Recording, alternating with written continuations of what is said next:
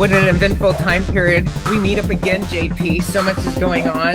The recent decision with the XRP case, it didn't solve everything, but it certainly provides some clarity and some exciting time periods. You found some relationships and you figured, let's connect, let's talk about this, and then we're going to share it to the community. So what's on your mind? Well, did you hear that Ripple just won their case against the SEC? Yes, I did. That's why I'm in the space station. We're going to the moon. Yes, awesome. There's room for everybody, hopefully, right? This is absolutely. Look at this huge thing. We'll take millions. I love it. It looks like you have good accommodations there, all high tech. Very nice. We've got the holograms. So sweet. All right. Well, where are we navigating moving forward now that we have some feedback from the courts in regards to decisions made with the XRP case? I took notes on what it is. I have a little bit of an updated slide deck to share. What I'm really wondering is what the spillover effect going to be. How will this affect the other cases that are pending? I can imagine how hyped Coinbase is right now. Dude, Coinbase is flipping it. I know everybody right now is blowing up their popping the champagne bottles. Yeah, popping the champagne. And ECC is happening. You know, they're celebrating there too. This is so wide in this implications for the community in general on both sides of the aisle, from the Bitcoiners to the Web3ers, right? Like, this definitely affects us all in regards to the way that we look at innovation moving ahead. A huge win for the crypto industry. That's what I feel out of this. I'm just excited about this clarity. I'm also excited about how this spillover effect is going to invoke a bit of confidence. Earlier today, we were talking about VC funding. Well, this right here should be giving some confidence, and I think that spigot should be turning back on. Absolutely. We're back. This is not necessarily a save all, but this is confidence. And this is what the industry needed. How many millions of dollars in capital have we seen just off of this? Was it 30 million, you said? How much just off of this? Just one day? Right, just 40 million as soon as it was approved to the market cap. Amazing. And the price of Ripple right now is at 76 cents from 47 cents. It jumped up to 91 cents at one point. This is a bullish move. I don't think we're going to see 45-cent Ripple again for a very long time. I'll never say never, but I don't think we're going to see that price for a very long time. We saw Coinbase close the door. All our hearts had a drop. I don't care, again, what side you're on. You felt the pain of Ripple and how that was a spillover effect into all our efforts trying to build the next generation of connected services. Like, this literally, it's taken years. And what about that pain? That's damage. And it's going to be really interesting how that's looked at from the community's side. What's going to happen next is further clarification. At least that's what I'm expecting. Regulators are kind of forced to now, especially since now we have the judge making a decision that says, hey, this security was not a security at this time. It was a security at this other point in time. That's interesting. Yeah, I want to get into that. Yeah, I do too. Do you want me to go ahead and let's start doing? Yeah, let's hit that deck. I just have to correct one thing. You said it was a spillage effect, but I think you meant it was a ripple effect. You're funny. Intend all of your puns. I love it. That was really, really good. Right from the start, I just want to jump in here in regards to what those uncertainties are and call them out. Uncertainty still exists, like classification of XRP as a security. I know that in the case that happened today in the huge win, we have clarifications on that, but it's not rock solid. All right, more on that in a minute. We'll talk about that. Then we're going to get into the implications of other cryptocurrencies, the impact on initial coin offerings, those ICOs, legal implications for crypto exchanges, outcomes of the Ripple case, and ongoing lawsuits. And I just want to remind everybody, I am not an attorney, some YouTuber with headshot. My name's Brandy. We got JP here. We're just trying to report this stuff and share our perspective. It's our opinions of what's going on. I'm just trying our best to break it down for you.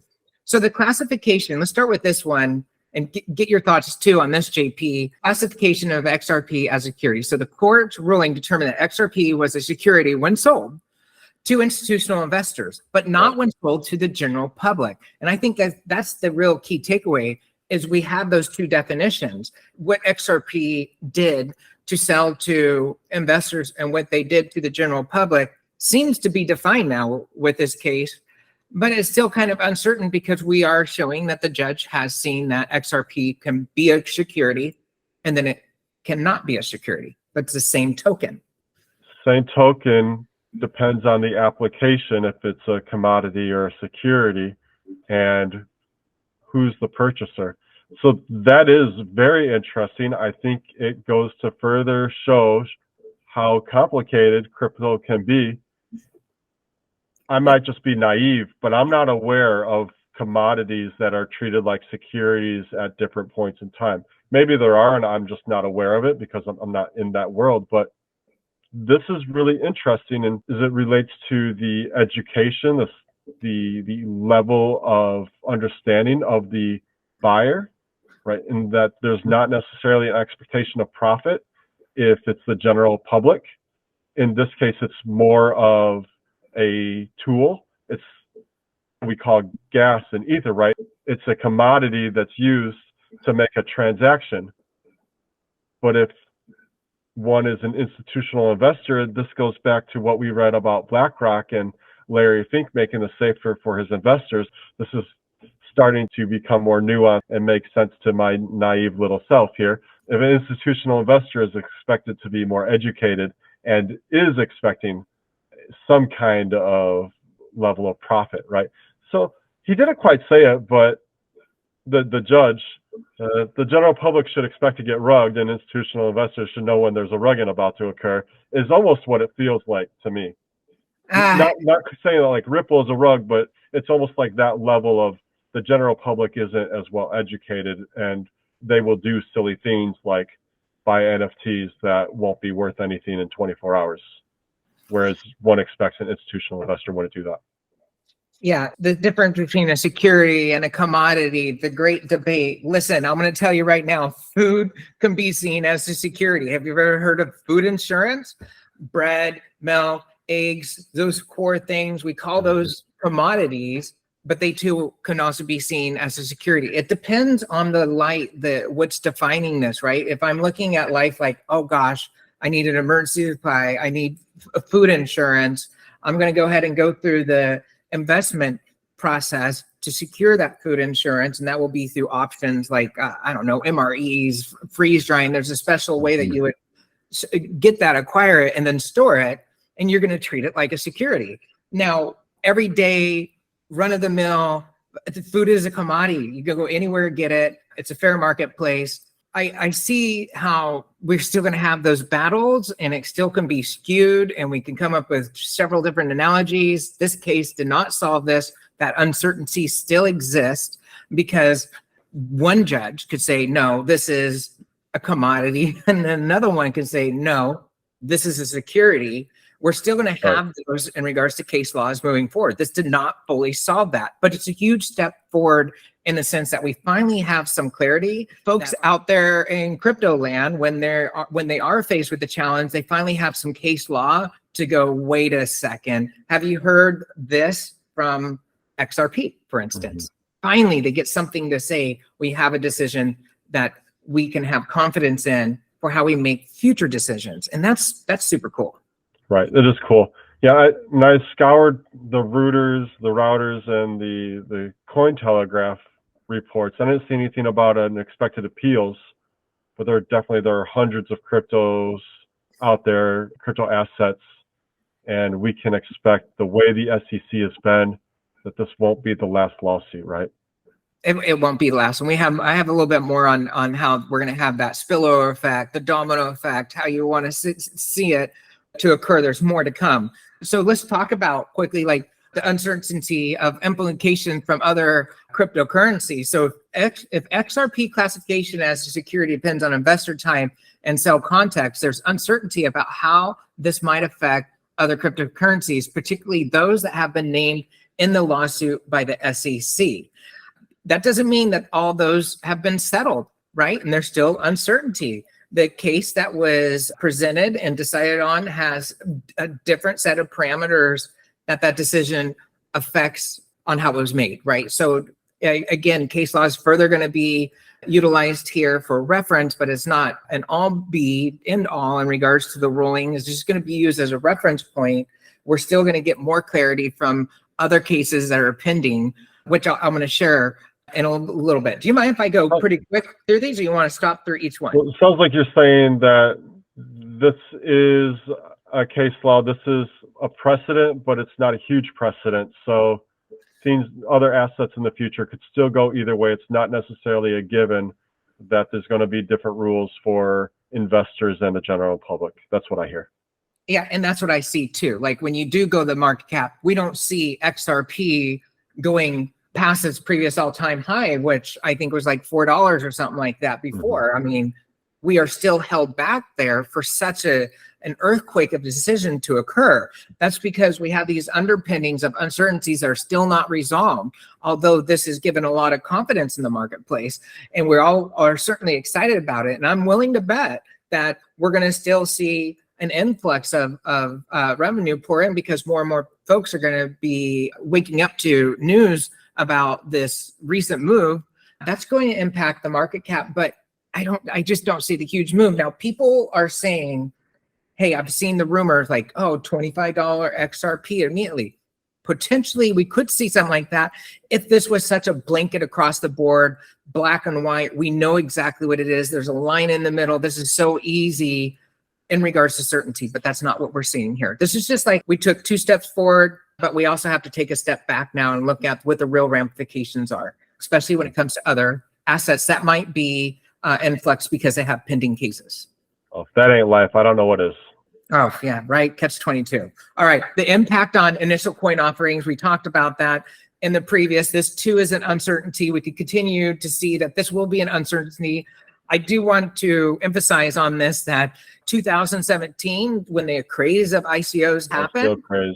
Yeah. It was such a craze. All that nonsense that occurred is not fully settled yet. There's been a lot of legal framework surrounding the whole concept of ICOs. Those things are still being debated, and settlements have not fully concluded. Like, these things are still being litigated. So we can expect further uncertainty in the sense that the way that we move forward with ICOs, I think those are now going to get more definition, which is good, because everybody's been scared of this, right? Like, I want to do an ICO, but I can't because I'm afraid I'm going to go.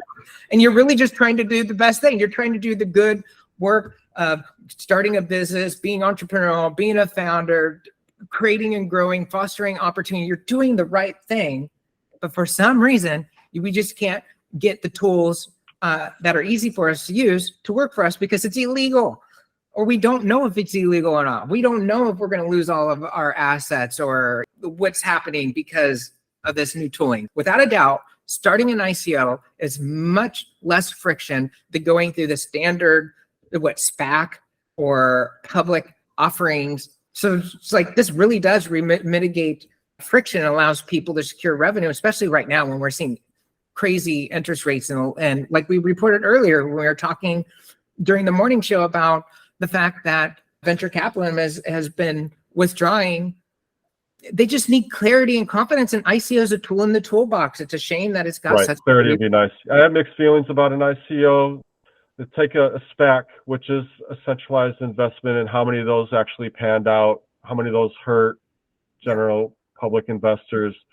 Before that, there was, I can't remember, there was an Elio stock. It was supposed to be this like 3-wheeled vehicle, and it was like a way to allow the general public to invest in a company super early. How many of those actually panned out? I know, like in the case of Elio, the investors got completely rugged. It was terrible. In the ICOs, there were so many shit coins that came out of the ICO craze. There's something funny that happens even with well-intentioned. How many ICO projects actually that came out of that are still around today? Maybe part of that's just a fault of 9 out of 10 businesses fail. But there's something at a very early stage company that gets so much cash, and in crypto where people can be pseudo-anonymous, it's just so easy just to walk away with tons of cash and buy a plot on an island and walk away. Like, I've got mixed feelings about the whole ICO thing, especially when you throw in human behavior. Maybe for our robots, that would be one thing, but we're far from that. No, we are not. No, we are not. And that is such the main point. This is the convergence of AI and blockchain. When you have artificial intelligence that's doing a thing, and maybe there's some robotics going on in the background, maybe there's this manufacturing process that's self-healing, maybe it's going to start up a new department and it's going to use the ICO and go through a confidence score and investment routine to fund that new department. Autonomous technologies that allow for scale to provide better services so we can have a greater quality of life. Ultimately, that's where we're going with this innovation. All this stuff here, I'm with you. Like the ICO, it got so noisy, so quick, it made me sick, right? Kind of like the way NFTs are with art. People are going around spending frivolous amount of monies on NFT, and the token is just a URL going to a Web2 legacy system that could be shut off by anybody. I'm like, really, people? You're not even using the tech right.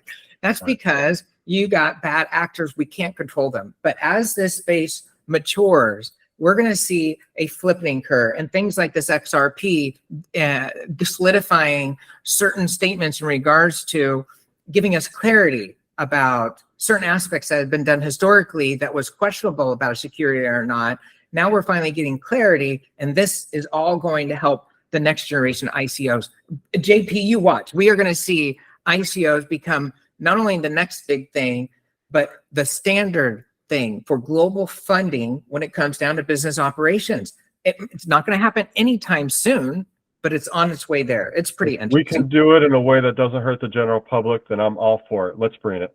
Yeah, I mean, IPOs though, seriously, initial public offerings for stocks, look at the historical trends of IPOs, the return rate and the risk.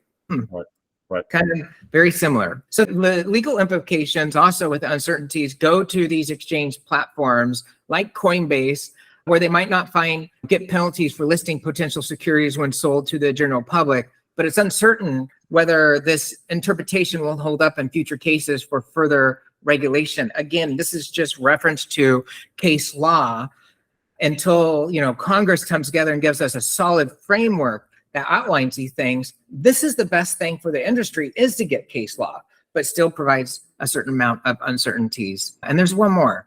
The outcome of this case is far from over. It's not done yet. The Ripple case is going to continue to go on. It's set for trial, and the final outcome remains to be uncertain. We don't know what the final outcomes are going to be. This is just a huge milestone in regards to findings from a judge on the XRP case today, but it's not done. So right, I saw that it's going to go to a jury, right? We need to decide whether Glaringhouse and Larson aided the company's violation of law, and that defendants cannot argue at trial that they lacked fair notice that XRP was a cryptocurrency. And then she goes on to say that the law does not require the SEC to warn all potential violators on an individual or industry level, which makes sense. That's not reasonable. It is reasonable. I definitely, what happened today, huge when we are not seeing everything just blowing up to the moon. It's certainly on that path, at least it seems so. Confidence is definitely improving, but uncertainty is still ahead. So we have the uncertainties with ongoing lawsuits.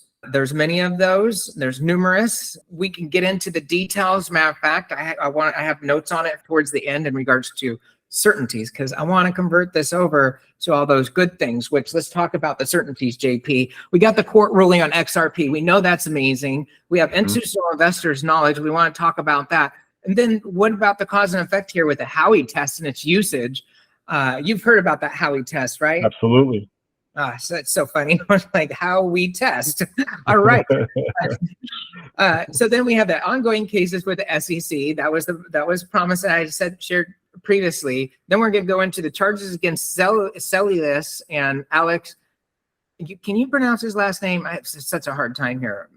I would say Mashinsky. Wow, that's a pretty cool name. All right. Yeah, well, we're going to talk about good old Alice Mashinsky, how that affects also Coinbase, and then VC confidence in the crypto space. So without a doubt, the court ruling was a win, and it was something that in the past people were wondering, is it security or not? And it was clearly defined. So we definitely got that. I'm kind of repeating a little bit of what we shared about so much with enthusiasm here. It's like, I think we're all excited, like, holy crap, I couldn't believe this happened today. I can't believe that I missed this earlier. You brought it to my attention. I'm like, what? I just happened to be on Twitter and it was Ripple. Everyone's, oh my God, what happened? Whoa, all right. It's so cool. So the court's decision for institutional investor knowledge was based on the assumption that institutional investors were more likely to be aware about XRP security-like traits when they were initially being pitched by Ripple. This is something that we were talking about earlier about those uncertainties, about the definition between what's a security, what's not a security, and how that caused a bit of uncertainty. But the cool part here is specific traits. And when we think about specific traits, there's hard lines of engagement for financial tooling and its traits. And so for a judge to sit there and talk about the traits that made it a security and how investors, institutional investors know that, then they're using that as a framework to solidify in the rulings today. That's quite amazing. That sure does provide a lot of confidence. Finally, okay, you see that a utility token can be a Swiss Army knife, that can be a security or a commodity. Finally, yes, it only took multiple years. 3 years. 3 years. 3 years too long.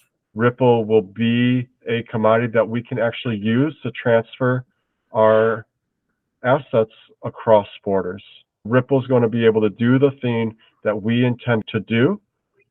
And if investors want to use it as a tool to make their number go up, then so be it. If we think about these cryptographic assets as an asset that's used to pay the fees to do the thing we want it to do, it makes sense that this is a commodity.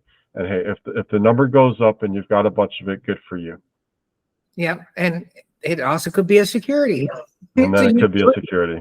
It's a utility. This is the most fantastic news for all the layer ones, layer twos out there when they're looking at utility services with their tokens. They've all been shaking a little bit this whole time because they don't know for sure what's going to happen if they're next on the chopping block. Right.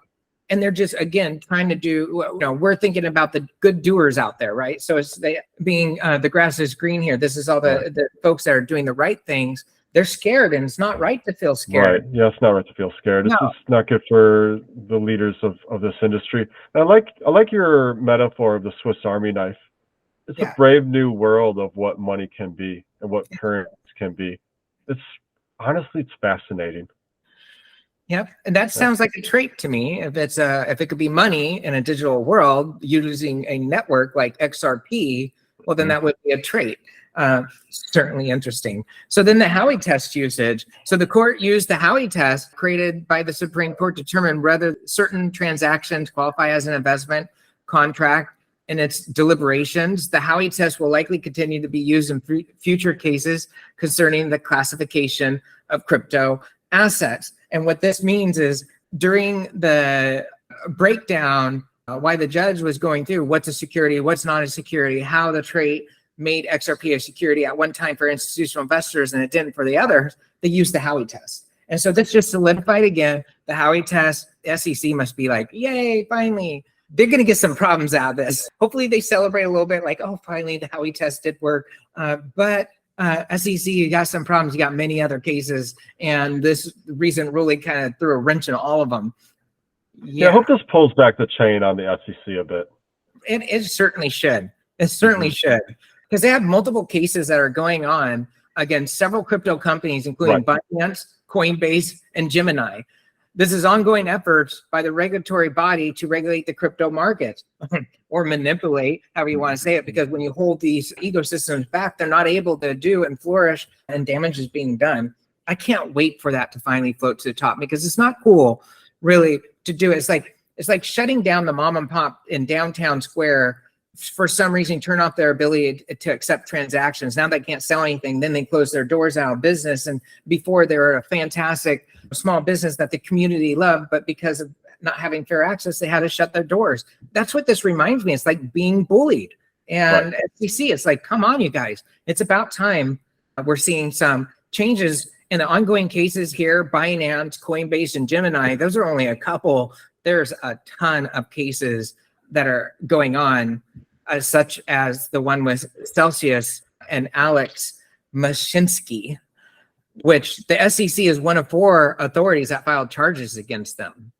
1 of 4. So we have 4 all in line, all trying, and I'm not giving justification of what happened with any of these 2, Celsius or Alex, but what I am alluding to is that the fact that this XRP, how it made advances today, now we can sit there and really have some confidence on what we say is a security or not in this new brave tokenized world that we have in front of us. It's the fact that we have 4 other authorities in line also, now all equally confused, and the one authority that's getting the most pain in this, it's the SEC.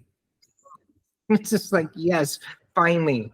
Well, they put themselves out there, and if you're in the wrong of it, you're going to get burned. You gotta I heard commentary from Jay Clayton, who was the former SEC head, and he described what Gary Gensler has been doing as an abuse of power in so many words. Yeah, part of me just thinks Gary Gensler's scared and he's doing what somebody else is telling him. Part of me thinks that too, but all the same, here we are. I know, it's so confusing to me when you look at his history. Right.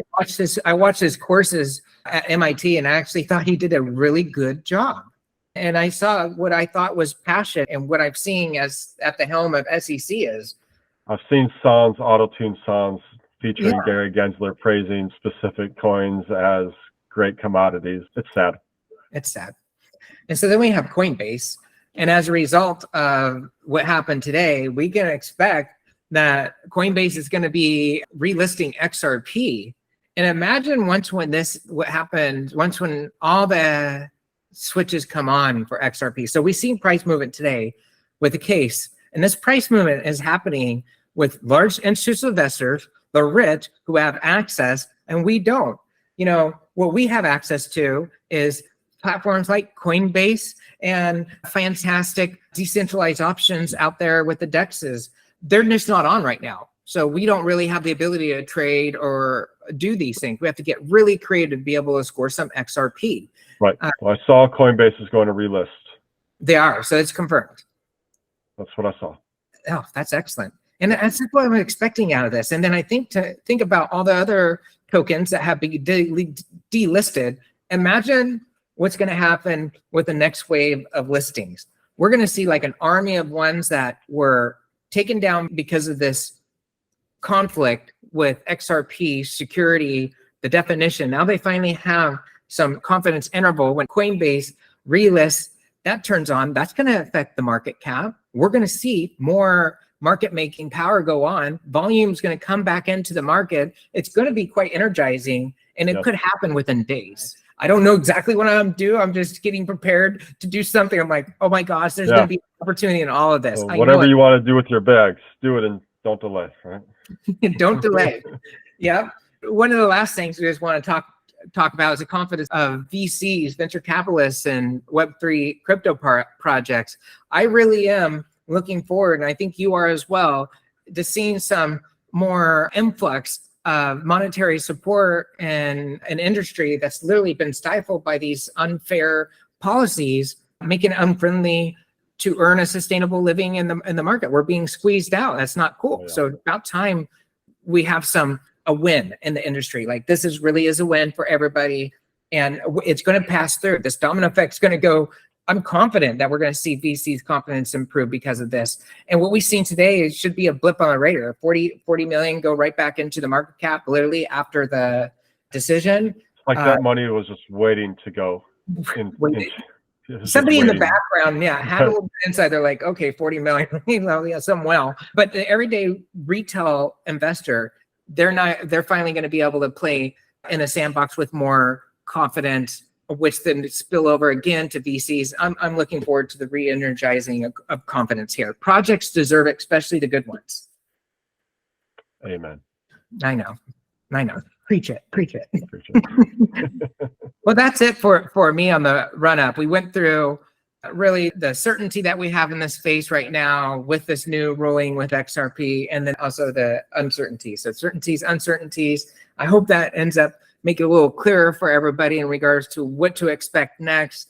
Expect more volatility in this case. Volatility goes far outside just monetary value. Volatility goes with our emotions.